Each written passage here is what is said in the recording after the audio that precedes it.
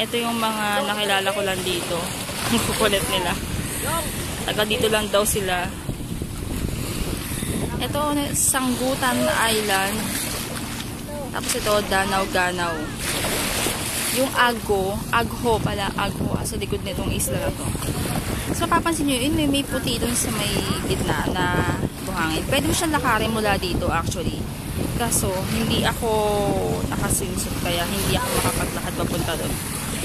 Tapos, ito yung sandbar.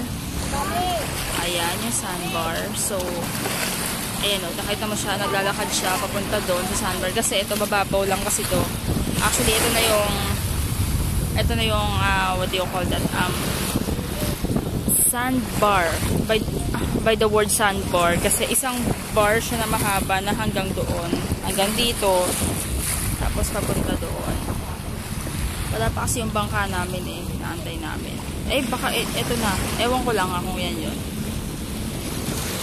Ewan ko lang. Sure.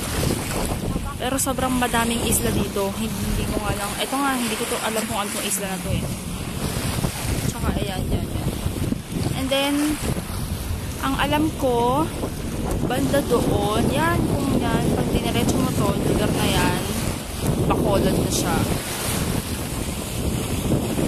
Diba? Ang galing. Sobrang maganda dito. Para lang din siyang Karamuan sa Paradise.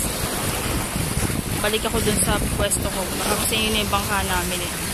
Tulog pa si Memel. Alright.